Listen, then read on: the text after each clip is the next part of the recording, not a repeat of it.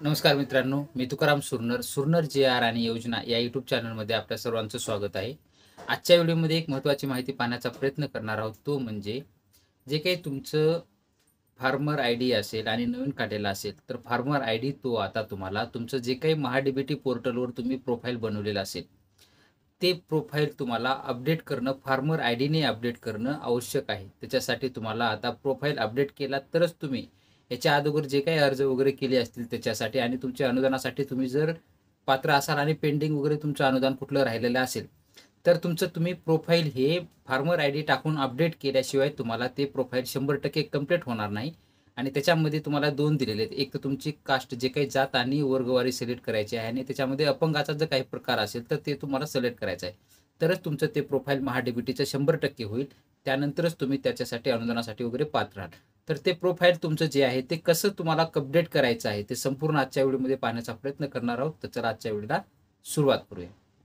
सर्वप्रथम तुम्हाला गुगलमध्ये farmer DBT असं सर्च करून घ्यायचं आहे. पण त्याच्यामध्ये जर ॲप्लिकंट लॉग इन हिअर जी पहिला ऑप्शन दाखवत आहे त्यामुळं आता लॉग इन होणार नाही आहे. तुम्ही पाहू शकता आपण त्यावरती क्लिक केल्यानंतर इथं तुम्हाला एरर येत आहे. तर तुम्हाला काय करायचं आहे की गुगलमध्ये जे आहे काही फार्मर डीबीटी असेल किंवा डायरेक्टली तुम्ही agri-login.maha-dbt असं सुद्धा टाकू शकता. आणि जी काही खाली लिंक आहे government of Maharashtra agri login directly टाकलात की ती लिंक तुम्हाला ओपन करायची आहे. लिंक ओपन केल्यानंतर तुमच्यासमोर हे असं ओपन होईल. इंडिव्हिज्युअल फार्मर आहे, हे इंग्लिशमध्ये आहे. तुम्हाला जर मराठीमध्ये करायचं असेल तर उजव्या बाजूला मराठी क्लिक करून घ्यायचं आहे. वैयक्तिक शेतकरी असं इथं दाखवलेलं आहे. पहिले जे होते इथं 4-5 ऑप्शन होते, वैयक्तिक शेतकरी, सामूहिक शेतकरी, गट, पण आता ते ऑप्शन निघून गेलेले आहेत. आता फक्त वैयक्तिक शेतकरी आहे आणि शेतकरी आय डी प्रविष्ट करा आहे.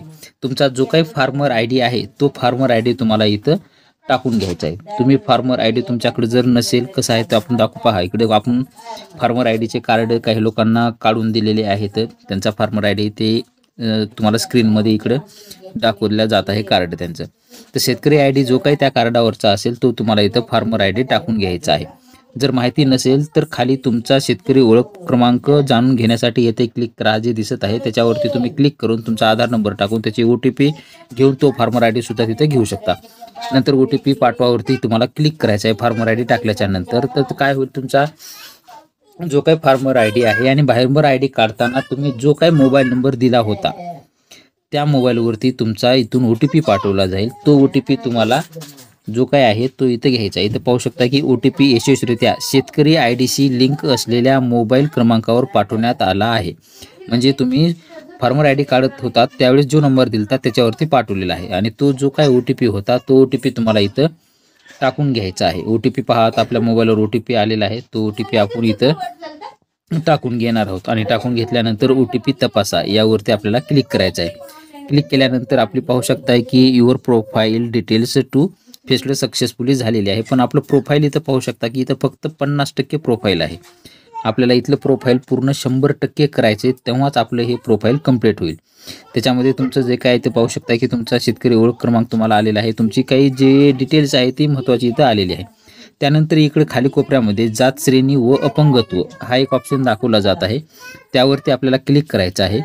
क्लिक करून घेऊन इथं कास्ट तुमची जे काही जात वर्गवर आहे, SC असेल ST घ्या, कागदपत्र तुमचं अपलोड करा, ST SC. आणि जर ऑदर असेल तर ऑदरला काही अपलोड करायची गरज नाही किंवा SC ST नाही, कंपल्सरी नाही की अपलोड करायला. पण तुमची कॅटेगरी जे काय असेल ते सिलेक्ट करणं तुम्हाला गरजेचं आहे.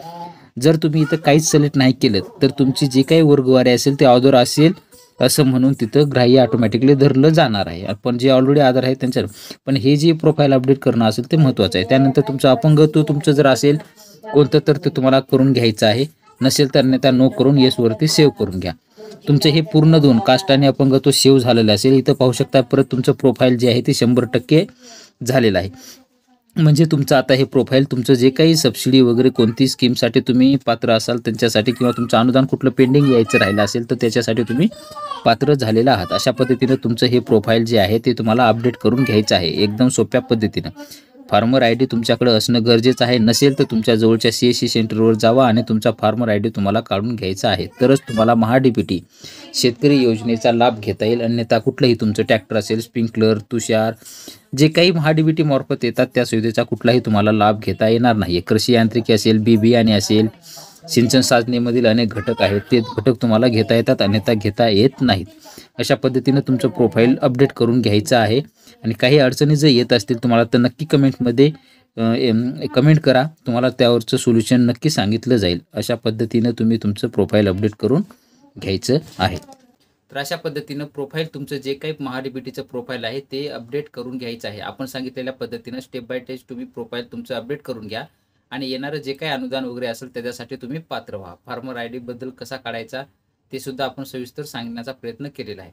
असेच नवीन व्हिडिओ आपल्या चॅनलवरती येत असतात. तुम्ही ज्या चॅनलवरती नवीन असाल तर आपल्या चॅनलला सबस्क्राईब करून बाजूचे बेल आयकॉन दाबून लाईक करायला मात्र विसरू नका, जेणेकरून व्हिडिओ अपलोड करताच माहिती तुमच्यापर्यंत पोहोचवली जाईल. भेटूया नवीन माहितीसह नवीन व्हिडिओमध्ये.